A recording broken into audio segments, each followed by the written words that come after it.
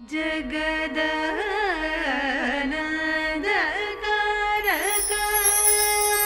జగదానందకారక.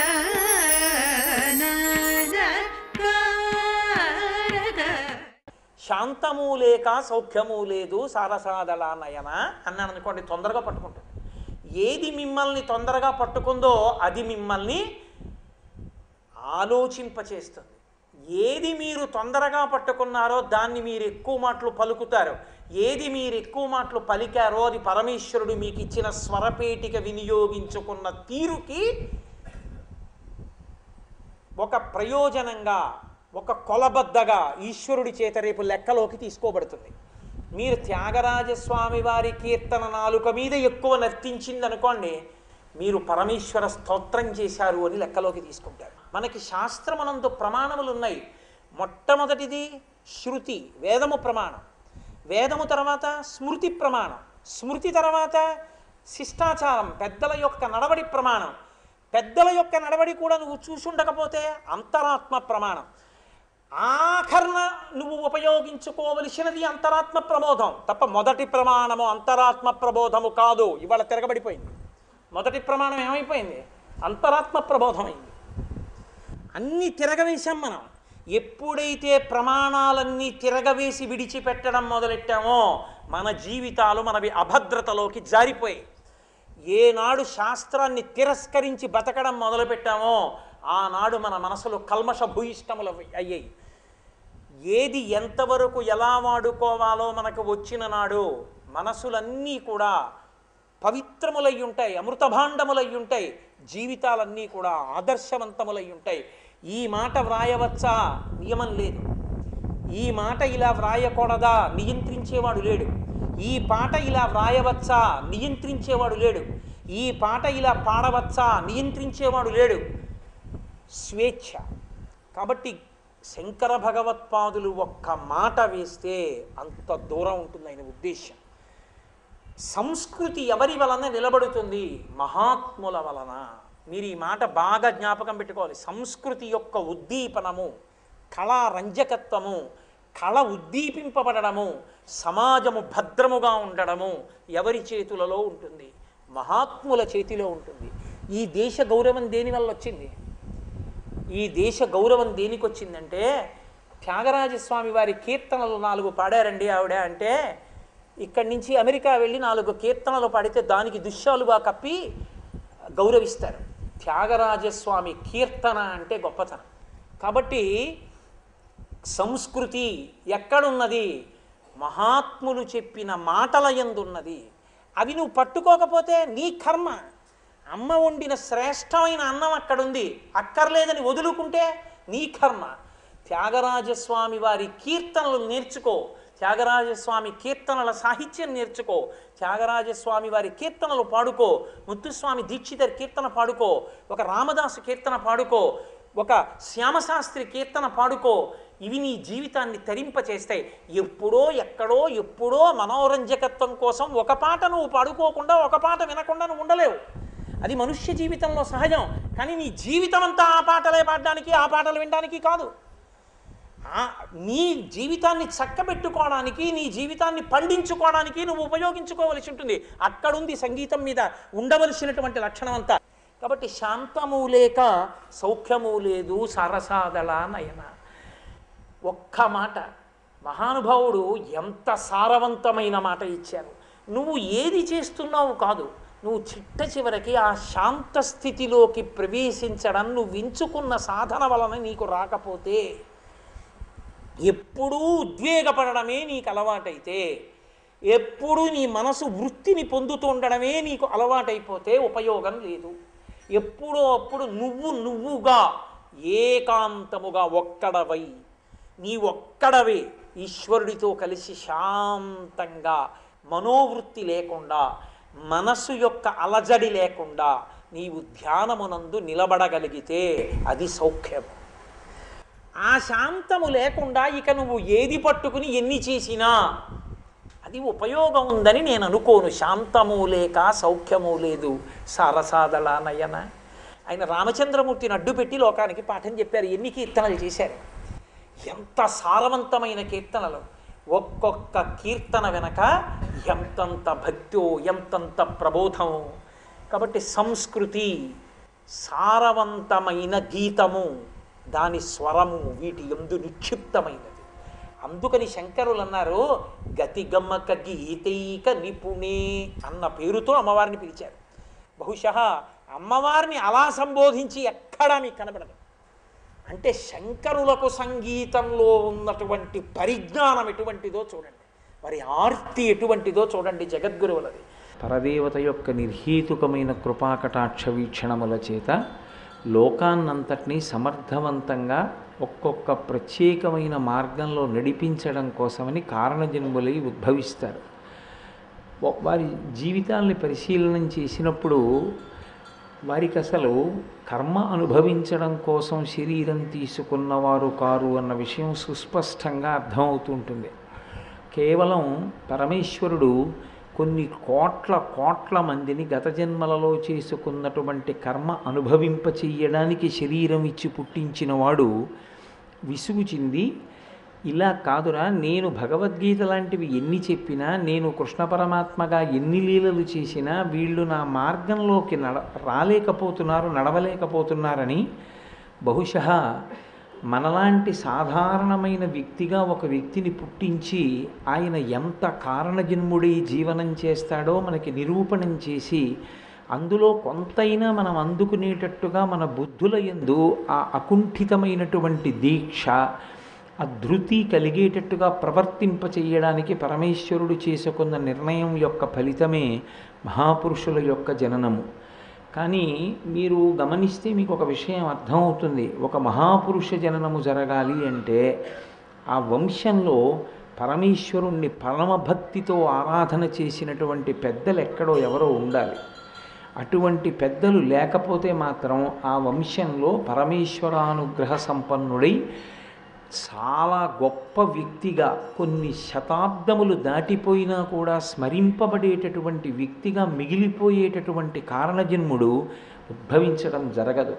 అది దేని వలన జరుగుతుంది అంటే ఆ వంశంలో అంతకు ముందున్నటువంటి పెద్దలు పరమేశ్వరుని యొక్క పాదములను పట్టి అంత విశేషమైన భక్తితో సేవించిన కారణాన్ని అడ్డుపెట్టి పరమేశ్వరుడు ఆ వంశంలో అటువంటి మహాత్ముల్ని పుట్టిస్తూ ఉంటాడు. ప్రత్యేకించి సంగీతానికి సంబంధించినంత వరకు మనం ఒక త్రయాన్ని ఎప్పుడూ స్మరిస్తాం. వారే త్యాగరాజస్వామి, శ్యామశాస్త్రి గారు, ముత్తుస్వామి దీక్షిత్ గారు. ముగ్గురు కారణజన్ములే. ముగ్గురు జన్మించినది తిరువారూరులోని. ముగ్గురు ఒకరినొకరు కలుసుకున్నవారే. శ్యామశాస్త్రి గారి కొడుకు ముత్తుస్వామి దీక్షితర్ వారి దగ్గర శిష్యరికం చేశాడు. త్యాగరాజస్వామి శ్రీరామాయణ పారాయణం పూర్తి చేసి పట్టాభిషేకం చేస్తుంటే ముత్తుస్వామి దీక్షితర్ వారు తిరువాయూరు వెళ్ళారు. తిరువాయూరు వెళ్ళినటువంటి ముత్తుస్వామి దీక్షితర్ వారికి స్వాగతం పలికి త్యాగరాజస్వామి వారి చేత కీర్తనలు చేయించారు. ముగ్గురు త్యాగరాజుతో అనుబంధం ఉన్నవారు. త్యాగరాజుతో అంటే నా ఉద్దేశ్యం వాగ్గేయకారులలో ఒకరైనటువంటి త్యాగరాజస్వామి అని కాదు నా ఉద్దేశ్యం. తిరువారూరులో వెలసి ఉన్నటువంటి త్యాగరాజస్వామికి శివుడు ఆ పేరుతో పిలవబడుతూ ఉంటాడు. ఆ త్యాగరాజస్వామి వారితో ఈ ముగ్గురికి అనుబంధం ఉంది. ముగ్గురు ఆ ఊరిలోనే జన్మించారు. అసలు జననాత్ కమలాలయే అని ఆ తిరువారూరులో జన్మించినంత మాత్రం చేత మోక్షం వస్తుంది అని శాస్త్రవాక్కు. జననాత్ కమలాలయే కాశ్యాంత్ మరణాన్ముక్తి స్మరణాత్ అరుణాచలే దర్శనాత్ అభ్రసదసి. చిదంబరాన్ని ఎలా చూడాలో అలా తెలుసుకుని చూస్తే మోక్షం, అరుణాచలాన్ని స్మరణ చేస్తే మోక్షం, కాశీలో శరీరం విడిచిపెడితే మోక్షం, కమలాలయం అంటే తిరువారూరులో జన్మించినంత మాత్రం చేత మోక్షం. కాబట్టి అంత శక్తివంతమైనటువంటి తిరువారూరు పట్టణంలో ఈ సంగీతత్రయం ముగ్గురు కూడా జన్మించారు. అది బహుశः ఈశ్వరుని యొక్క అనుగ్రహం. అటువంటి కారణజన్ములైన వారిలో ముత్తుస్వామి దీక్షితర్ వారు ఒకరు. ముత్తుస్వామి దీక్షితర్ వారి తండ్రి గారి పేరు రామస్వామి దీక్షితులు, వారి తల్లిగారి పేరు సుబ్బమ్మ గారు. వారికి వివాహమైన తరువాత 40 సంవత్సరముల పాటు సంతానం కలగలేదు. ఇది ఒక విచిత్రమైనటువంటి స్థితి ఉంటుంది లోకంలో. ఒక కారణజన్ముడు పుట్టాలి అంటే ఒక్కొక్కసారి పరమేశ్వరుడు చాలా కాలం సంతానం ఇవ్వడు. అయినా భగవంతుని యందు నిష్ఠ విడిచిపెట్టకుండా భగవంతుని యొక్క పాదములు పట్టుకొని ఆ పరమేశ్వరానుగ్రహంతో మాకు కొడుకు పుట్టి తీరుతాడు అనేటటువంటి ధృతితో భగవంతుని పాదములు విడిచిపెట్టకుండా సేవించి సేవించి సేవించి సేవించి అనేక పుణ్యకార్యములను చేసిన తరువాత ఇన్ని పుణ్యాల ఫలంగా ఓ కొడుకు పుడుతుంటాడు కారణజన్ముడు అవ్వాలంటే. మీరు అందుకే కొంతమందిని చూడండి, చంద్రశేఖర భారతీ స్వామి వారు పుట్టడానికి ముందు వారి తల్లిగారికి 10 మందికి పైగా సంతానం నష్టమైపోయారు. చంద్రశేఖర భారతీ స్వామి కారణజన్ములు. అలాగే చంద్రశేఖరేంద్ర సరస్వతీ స్వామివారు ఆలస్యంగా పుట్టి పరమేశ్వరానుగ్రహంతో అంత గొప్ప స్థితిని పొందినటువంటి వారు ఎందరో ఉన్నారు.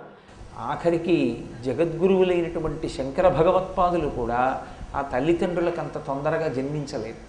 సంతానం లేదని వారు అలమటించి వారు పరమేశ్వరుణ్ణి సేవ చేస్తే వారు మండల దీక్ష తీసుకుని భగవంతుణ్ణి ఎంతో గొప్పగా ఆరాధన చేస్తే ఆ త్రిశూరు క్షేత్రంలో ఉన్న పరమశివుని యొక్క భజన అంటే 42 రోజులు దీక్ష తీసుకుని సేవిస్తారు అక్కడ.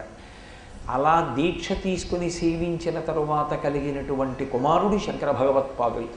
ఒక్కొక్కసారి సంతానం ఆలస్యమైంది అని అనుకుంటారు, కానీ అలా ఆలస్యం ఎందుకు చేస్తాడంటే ఈశ్వరుడు వారి యొక్క భక్తిని పరీక్షిస్తాడు. వారు భగవంతుని యందు అపారమైన నమ్మకంతో అంత కష్టపడి ఈశ్వరుణ్ణి సేవిస్తే వారి పుణ్యాన్ని వారి విశ్వాసాన్ని అడ్డుపెట్టి ఒక కారణజన్ముడిని ప్రసాదిస్తాడు.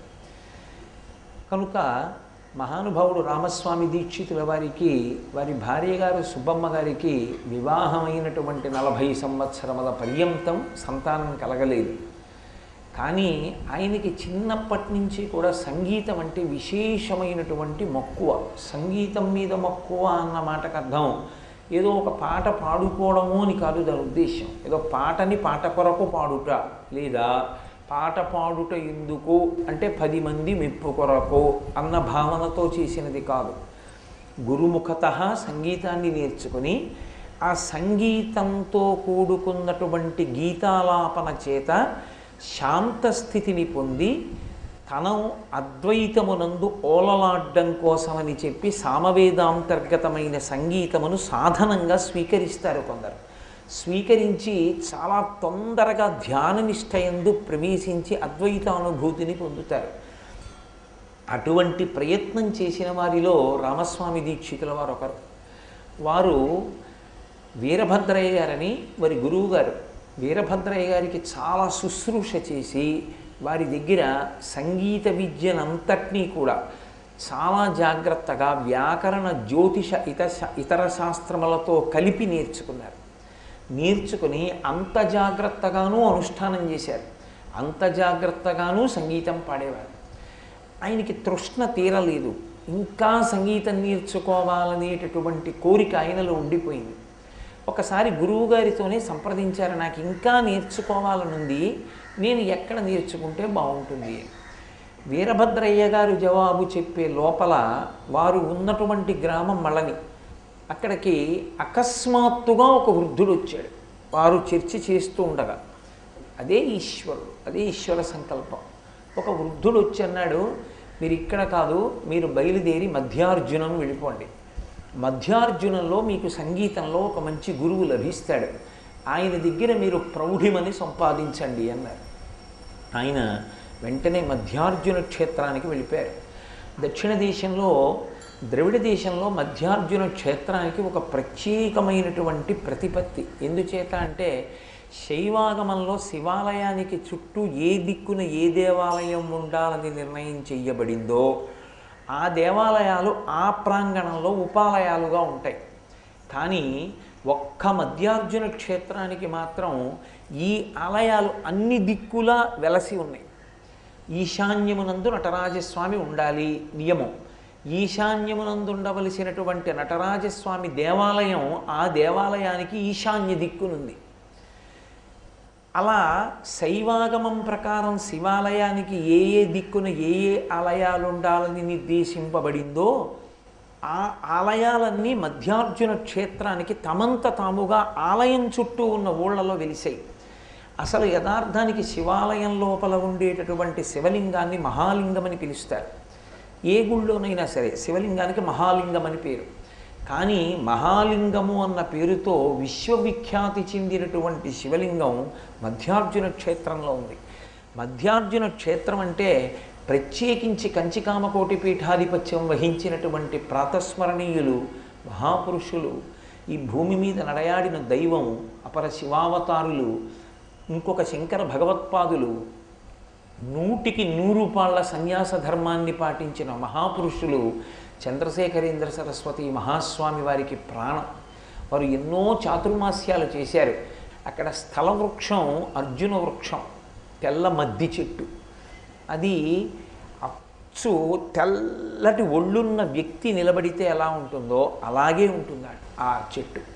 పరమశివుణ్ణి సశరీరుడై ఉండగా ముట్టుకోవడం ఎంత కష్టమో, స్థలవృక్షంగా పరమశివుడు ఉన్నప్పుడు ఆయన్ని ముట్టుకోవడం అంత తేలిక.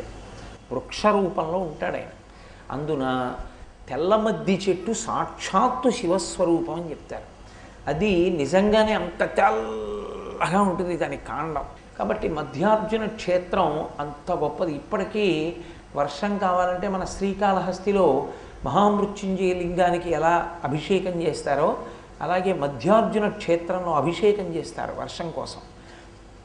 అంత గొప్ప శివలింగం ఉన్నటువంటి ప్రదేశం. ఏ ద్వారంలోంచి లోపలికి వెళ్ళారో ఆ ద్వారంలోంచి బయటికి రారు మధ్యార్జునంలో. ఎందుచేత అంటే మధ్యార్జున క్షేత్రం యొక్క శక్తి ఎంత గొప్పది అంటే దాని లోపలికి మీరు వెడుతున్నప్పుడు పాపములన్నీ రోమకూపములలోంచి పైకి ఎగిరిపోతాయి. ఎగిరిపోయి రాజద్వారం బయట నించుని ఉంటాయి చెట్లని పట్టుకుని. వీడు మళ్ళీ వస్తే పట్టుకోవాలి. మహాలింగ దర్శనం చేసుకుని ఆ ద్వారం నుండి కాకుండా వేరు ద్వారంలోంచి బయటికి వెళ్ళిపోతారు. వెళ్ళిపోతే ఇక ఆ పాపముల తనని స్పృశించవు అని. అంత గొప్ప క్షేత్రంగా ఖ్యాతి చెందింది. నిజంగా అక్కడ నందీశ్వరుణ్ణి చూసి తీరాలి. అలా ఉంటాడు మహానుభావుడు. ఏదో బృహదీశ్వరాలయంలో నంది ఎలా ఉంటుందో మధ్యార్జునంలో ఉండేటటువంటి నంది అలా ఉంటుంది. ఆ మధ్యార్జునానికి వెళ్ళారు రామస్వామి దీక్షితుల వారు.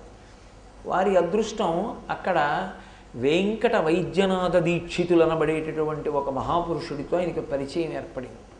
వారి దగ్గర సంగీత శాస్త్రానికి సంబంధించినటువంటి సకల మెళకువలు అభ్యసించారు. అందుకే సంగీతంలో పరమేశ్వరుడి దగ్గర సంగీత సేవ అని ఉంటుంది. మనం శారదా నవరాత్రుల్లో చేస్తూ ఉంటాం. గీతం శ్రావయామి అన్నప్పుడు పాడతారు. అది జీవితంలో ఒక గొప్ప బహుమానం. అది పరమేశ్వరానుగ్రహం ఉన్న వాళ్ళకి తప్ప లభించేది కాదు. పరదేవత దగ్గర కూర్చొని పాడడము అంటే అలా పాడాలి అంటే గురుముఖత సంగీతం నేర్చుకున్న వారెవరుంటారో వారికి మాత్రమే అర్హత. అందుకే పూజంతా చాలా జాగ్రత్తగా దృష్టి పెట్టి చెయ్యాలి.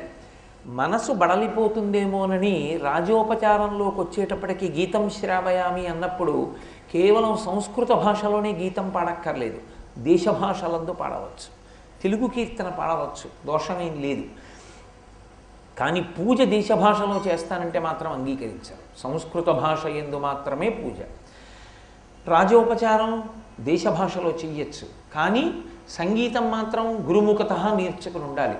అలా గురుముఖత నేర్చుకున్న వారెవరో వారు మాత్రమే ఆలయమునందు కూర్చుని సంగీతం పాడతారు రాజోపచారంగా పాడినప్పుడు. కాబట్టి వారు అక్కడ సంగీతంలో ఉన్న సమస్త మెళకువలు తెలుసుకున్నారు. మెళకువలు తెలుసుకోవడం అన్న మాటకు అర్థం ఏంటి? ఆరోహణ అవరోహణ క్రమంలో ఆ స్వరాలు వేసినప్పుడు, స్వరాల నుండి రాగాలు తీసినప్పుడు, ఆ కీర్తన ఆలాపన చేసి కీర్తన పాడేటప్పుడు దానిలోకి మమేకమై లోపల పరమేశ్వరుని యొక్క దర్శనము చేయగలిగినటువంటి స్థితికి ఎదిగిపోగలిగిన ప్రజ్ఞ సంతరించుకోవడం. అందుకని గురుముఖత నేర్చుకుంటారు. గురుముఖత నేర్చుకోవడంలో వచ్చే ప్రయోజనం ఏంటంటే మీరు తొందరగా పరమేశ్వర దర్శనం చెయ్యడానికి యోగ్యమైన స్థితిని పొందుతారు. సంగీతం అలా నేర్చుకున్నవారు ఉంటే వారి ఒక్కరితోనే అది అంతరిస్తుందని మీరు అనుకోకండి. అలా పాడగలిగిన వ్యక్తి ఉంటే ఇంట్లో అలా పాడుతున్నారనుకోండి, అలా పాడే వ్యక్తి ఒకరుంటే పరమేశ్వరుడు బహుప్రసన్నుడవుతాడు. ఆ పూజ పరిపూర్ణమవుతుంది. ఆ పాట యొక్క తరంగములు ఎంత దూరం వ్యాపిస్తాయో అంత దూరము శాంతి కలుగుతుంది. అంత దూరంలో ఉన్నటువంటి సమస్త ప్రాణులు కూడా పరమశాంతికి లోనవుతారు. శిశుర్వేత్తి పశుర్వేత్తి వేత్తిగాన రసంభణి. కాబట్టి అంత శాంతినివ్వగలిగినటువంటిది సంగీత విద్య. కాబట్టి ఆయన చిదంబరనాథస్వామి వారి దగ్గర సంగీతం అంతా నేర్చుకున్నారు. వైద్యనాథస్వామి వారి దగ్గర నేర్చుకుని అక్కడి నుంచి బయలుదేరి తిరువారూరు చేరుకున్నారు. తిరువారూరులో త్యాగరాజస్వామి, అసలు ఆ తిరువారూరులో ఉండేటటువంటి త్యాగరాజస్వామి దేవాలయం యొక్క స్థితి అపురూపం. అది అజపతాండవ స్థితి అంటారు. ఇప్పుడు నేను మళ్ళీ అదంతా చెప్పడం ఇప్పుడు అనవసరమైన విషయం అనుకోండి. కాబట్టి త్యాగరాజస్వామి దేవాలయం అంత గొప్పది. అక్కడ అమ్మవారి పేరు కమలాంబ. కమలాంబ సహిత త్యాగరాజు. ఆమెకే వేరొక పేరు ఉంది, నీలోత్పలాంబ, నీలకుంతలాంబ అని. ఆమె జుత్తు నల్లగా ఉంటుందని నల్లటి జుత్తు కలిగిన తల్లి నీలకుంతలాంబ అని పేరు, కమలాంబ అని పేరు. ఆ తిరువారూరులోనే త్యాగరాజస్వామి జన్మించారు. ఆ తిరువారూరులోనే ముత్తుస్వామి దీక్షితర్ వారు కూడా జన్మించాలి. మహానుభావుడు. ఈయన సంగీత విద్య అంతా నేర్చుకుని రామస్వామి దీక్షితర్ వారు తిరువారూరు చేరుకున్నారు. తిరువారూరు చేరుకుని ఒకరోజు రాత్రి నిద్రపోతుండగా ఆ ఊరికి అధిష్టానమైనటువంటి త్యాగరాజస్వామి అంటే పరమశివుడు ఆయనకి స్వప్నంలో దర్శనమిచ్చాడు. అది ఒకరు సంగీతం నేర్చుకున్నందుకు సార్థక్యమును పొందుట అన్నమాట అక్కడ వస్తుంది. ఇది వారు చేసిన పుణ్యం. ఈ పుణ్యాన్ని అడ్డుపెట్టి పరమేశ్వరుడు ముత్తుస్వామి దీక్షితర్నిచ్చాడు. ఆయన స్వప్న దర్శనమిచ్చి ఆ స్వప్న దర్శనంలో ఒక మాట చెప్పారు. నీవు ఇక్కడ తిరువారూరులో జరిగేటటువంటి ఉత్సవాలు ఏ ఉన్నాయో ఆ ఉత్సవాలకన్నిటికీ కూడా ఎప్పుడెప్పుడు ఏ ఉత్సవం జరుగుతున్నప్పుడు ఏ రాగంలో ఏ కీర్తన పాడవలసి ఉంటుంది, ఇది నువ్వు నిర్ధారించవలసింది అన్నారు. మనకంటే అంత పెద్ద విశేషంగా చేసేటటువంటి స్థితి ఆంధ్రదేశంలో తగ్గిపోతోంది రోజు రోజుకి. కానీ ఇప్పటికీ మీరు ద్రవిడ దేశం వెళితే చాలా గొప్పగా ఉంటుంది. దేవాలయానికి నలుగురే రానివ్వండి, ఐదుగురే రానివ్వండి, అర్చకుడు మాత్రం దేవాలయాన్ని విడిచిపెట్టేసి ఎక్కడికో వెళ్ళిపోయి దేవాలయం తలుపులు తీసి ఉండగా మూల విరాట్ అలా ప్రకాశిస్తూ పక్కన ఎవ్వరూ లేకుండా ఉండడం అనేటటువంటిది ఏ దేవాలయంలో మీకు కనపడదు. ఎంత పెద్ద పెద్ద దేవాలయాలు. తిరువారూరులో పరమశివుడికి అన్ని ఉత్సవాలు జరుగుతాయి. అన్ని ఉత్సవాలు జరిగేటప్పుడు సంగీత సేవ జరుగుతూ ఉంటుంది. ఆ సంగీత సేవలో ఎప్పుడు ఏ రాగం పాడాలి ఇది నువ్వు నిర్ణయించేయి. ఏదో స్వప్నంలో అలా అనిపించింది అని ఆయన విడిచిపెట్టలేదు.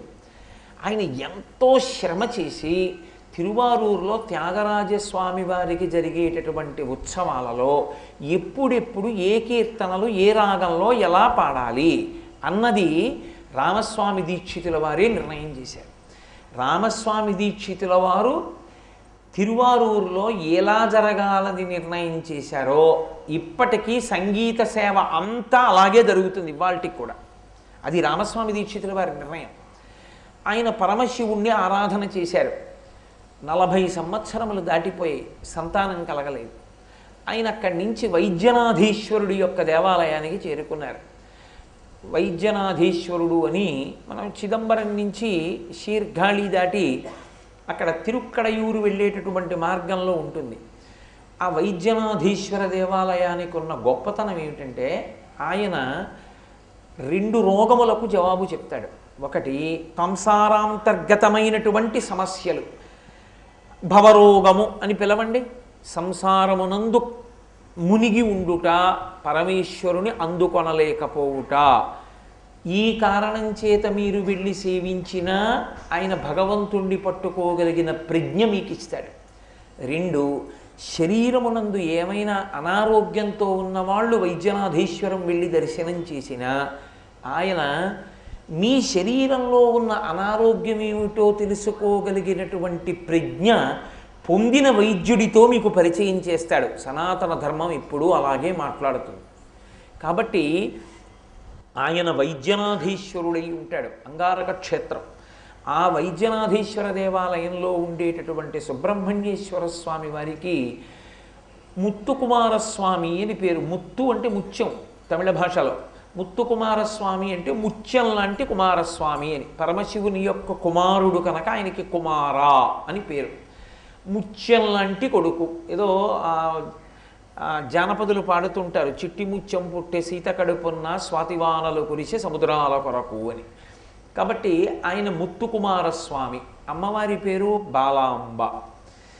ఈయన రామస్వామి దీక్షితులు వారు అక్కడికి వెళ్ళి పరమేశ్వరుణ్ణి స్తోత్రం చేశాడు. నాకు కుమారులు కలిగేటట్టుగా, సంతానము కలిగేటట్టుగా నన్ను అనుగ్రహించు. చిత్తశుద్ధితో చేసినటువంటి ప్రార్థన భగవంతుడికి అందుతుంది, ఆయన అనుగ్రహిస్తాడు. ఏదో యాంత్రికంగా చెయ్యడం వేరు, చిత్తశుద్ధితో భగవంతుడి మ్రోల నిలబడి మీరు అడగడం వేరు. అది ఎవడు ఆకలి వేసి ఉన్నాడో వాడు ఆర్తితో అన్నం తినవలసి ఉంటుంది కడుపు నిండే వరకు. ఎవడికి ఏ కష్టం ఉందో వాడు పరమేశ్వరుడి దగ్గర ఆర్తితో నిలబడి అడగవలసి ఉంటుంది. ఆర్తో జిజ్ఞాసురర్థార్థి జ్ఞానీచ భరతర్షభ అంటాడు భగవద్గీతలో. నన్ను 4 రకాలైన భక్తులు సేవిస్తూ ఉంటారు, 4 రకాలైన వారిని నేను ఆదరిస్తానంటాడు. అంతేకాని మా అల్లుడికి సంతానం కలగలేదండి, నేను వెడతాను గుడికంటే మీ అల్లుడిని వెళ్ళమనంటే మా అల్లుడికి నమ్మకం లేదండి అంటే ఒక్కనాటికి ఫలించదు. నీ అల్లుడికి నమ్మకం లేకపోతే అనుభవించమను, ఏనాడు నమ్మకం కలుగుతుందో అప్పుడే వెళ్ళమను. విశ్వాసము ప్రధానమై ఉంటుంది. నీకు విశ్వాసం ఉంటే, నీవు ఆర్తితో ప్రార్థన చెయ్యగలిగితే పలకడానికి ఈశ్వరుడు ఎప్పుడూ సిద్ధంగా ఉంటాడు.